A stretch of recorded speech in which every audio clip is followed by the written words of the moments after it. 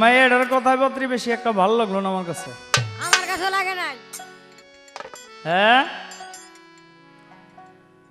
আমি কত সুন্দর করে আদর কইরা প্রেম নিবেদন করতে চাইলাম, তো এই প্রেমটাকে সে প্রত্যাখ্যান করলো। শোনো, একটা কথা বলেছে খুব সুন্দর। আমি বলেছিলাম 40টা মায়ের লোক একটা ঘরের ভিতরে বাঁধা রাখলে ওই মেয়েদের দ্বারা সম্ভব না একটি সন্তান দেখানো।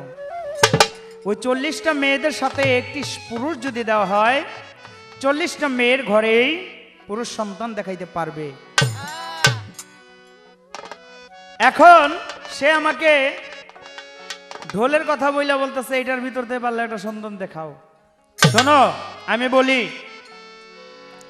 আল্লাহ পাক যদি ঢোলের ভিতর থেকে সন্তান দেখানোর সিস্টেম কইরা দিত, তাহলে আমরা ওইটার ভিতর তো পারতাম। কিন্তু সেই পাত্রের প্রয়োজন।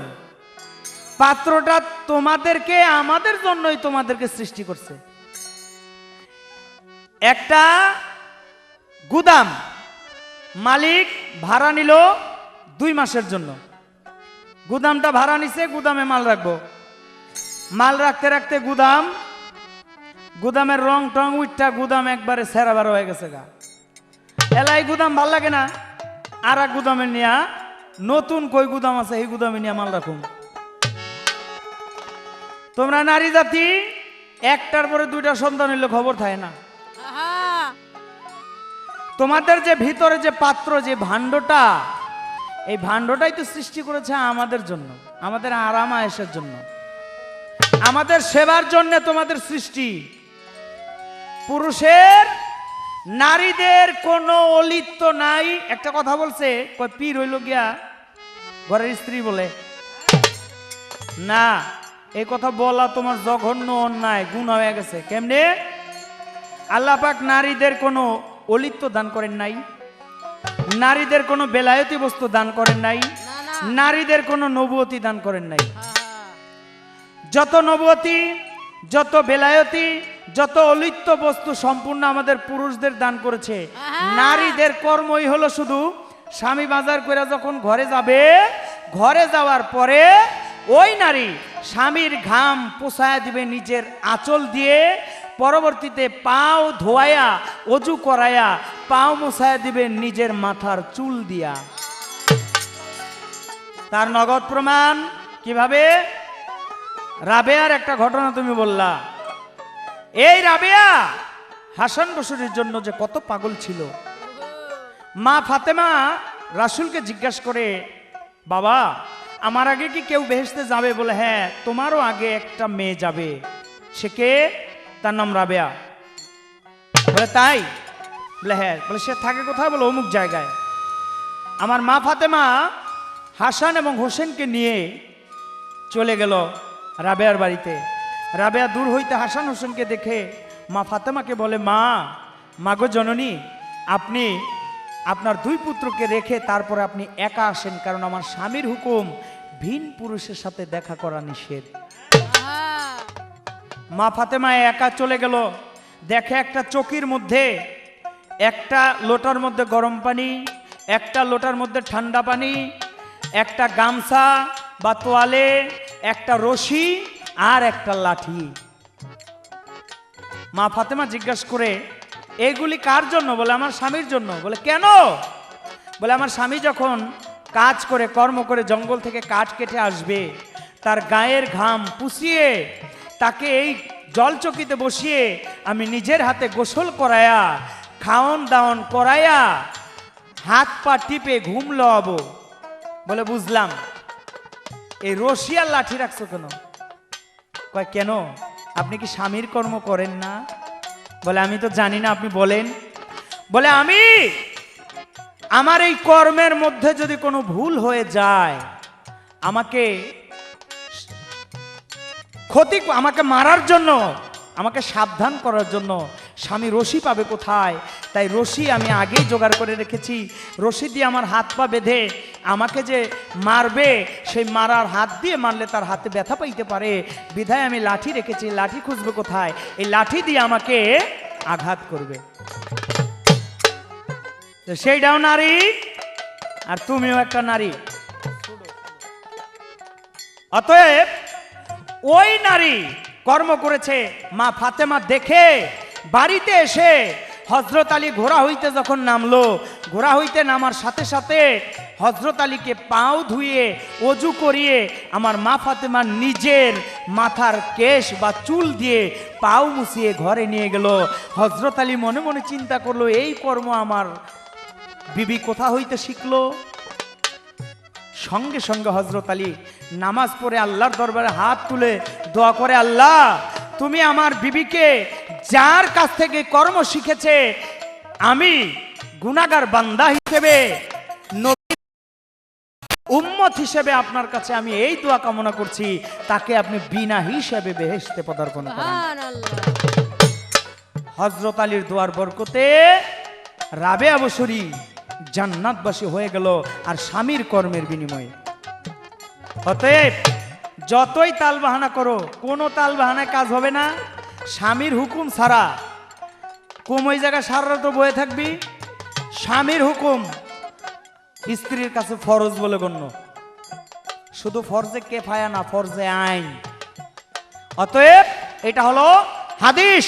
তোমাকে আমি বলি, স্বামীর যদি অমান্য কোনো দিক দিয়া হয়, সাধন ভজন একটু কম হয়, তাহলে আমার রাসূলেরও এখানে হাদিস রয়ে গেছে, মাঝে মাঝে পাতলা বাড়ি শাসন করার জন্য মারা যাবে। এবার আমার কাছে প্রশ্ন করেছে, আমি জবাব দেওয়ার চেষ্টা করবো আমার একটি গানের পরে। এত মাইয়ার মরণ দেখি, তুই মাইয়ার কেন মরণ না?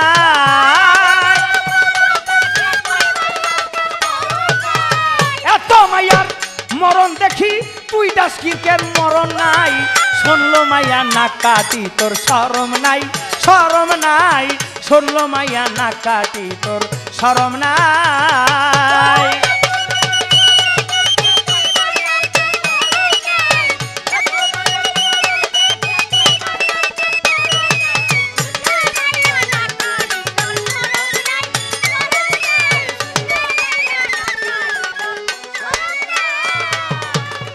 নারীদের মতি খারাপ, চোখের ভিতর টেলিগ্রাফ।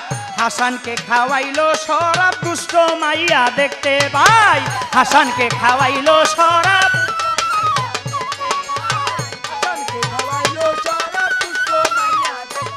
এবার ময়মুনা কুটনা বুড়ি জানতো অনেক জাদুগিরি। ময়মুনা কুটনা বুড়ি জানতো অনেক জাদুগিরি। খাইলো পরে ঝাড়ুর ভারী, আওয়া লাখের কিছু নাই। খাইলো পরে ঝাড়ুর বাড়ি, আওয়া লাখের কিছু নাই। শুনলো মাইয়া নাক কাটি তোর শরম নাই, শরম নাই। শুনলো মাইয়া নাক বুঝি তোর শরম নাই।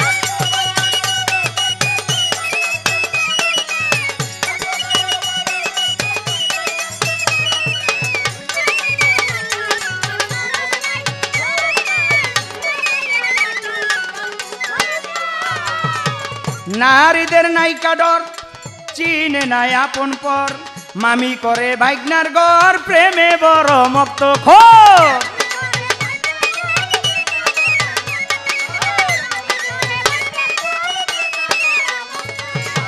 স্বরূপে লাগাইয়া কল, নিতে চাই পুরুষের বল। স্বরূপে লাগাইয়া কল, নিতে চাই পুরুষের বল। রসে করে টলমল, পুরুষ ছাড়াই উপায় নাই। ওদের রসে করে টলমল, রজ্জব ছাড়াই উপায় নাই। শুনলো মাইয়া নাক কাটি তোর শরম নাই, শরম নাই। শুনলো মাইয়া নাক বুঝি তোর শরম নাই।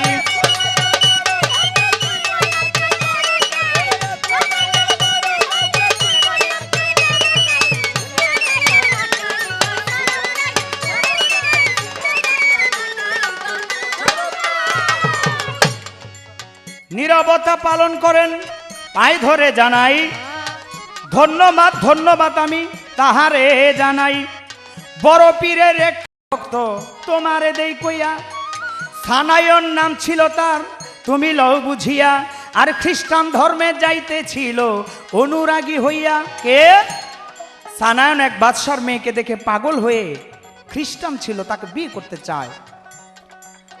ওই খ্রিস্টান মেয়ে বলে তুমি 12 বছর খিঞ্জিরের বোঝা বাও, বাইলেন। 12 বছর পরে এবার বিয়ে হবে, বিয়ের আয়োজন করলেন।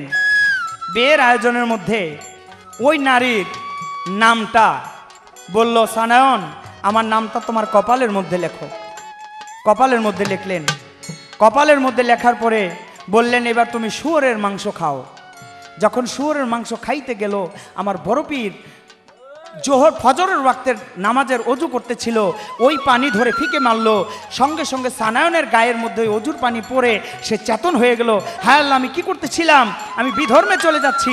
ওইখান থেকে ওই বিয়ে ত্যাগ করে আমার বড় পীরের দরবারে গিয়ে বলল, হুজুর আমি অন্যায় করেছি, আপনি আমাকে ক্ষমা করে দেন। সঙ্গে সঙ্গে ক্ষমা করে দিল। আচ্ছা তোমার কাছে এবার আমার জিজ্ঞাসা, আচ্ছা কইবা এমন একজন নারী ছিল আমার মতো একজন পুরুষকে দেখার জন্য, আমার মতো একজন পুরুষকে দেখার জন্য পাগল হয়ে গেল। ওই পুরুষের পায়ের জুতা 12 বছর পর্যন্ত হাতে ধরে লাড়তো চাড়তো, দেখতো, কি জানি বলতো। তোমার কাছে আমার জিজ্ঞাসা, এই নারীটাকে 12 বছর পরে ওই নারীটাকে পুরুষটা বিয়ে করছিল, ওই ঘরে একটা সন্তানও হয়েছে, সন্তানের কথা বলতে হবে না, কিন্তু সেই নারীটাকে 12 বছর পর্যন্ত একটা জুতার বোঝা বাইল, দেখতো আর চুমা করতো। এই নারীটাকে আর পুরুষটাকে ছোট করে একটু প্রশ্ন।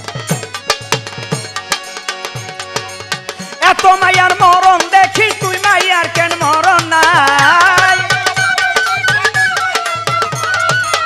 এত মায়ার মরণ দেখি শিরিনের কেন মরণ নাই। শুনলো মাইয়া না কাটি তোর শরম নাই, শরম নাই। শুনলো মাইয়া না কাটি তোর লজ্জা নাই, লজ্জা নাই। শুনলো মাইয়া না কাটি তোর শরম নাই, শরম নাই। শুনলো মাইয়া না কাটি তোর, শুনলো মাইয়া না বুঝি তোর।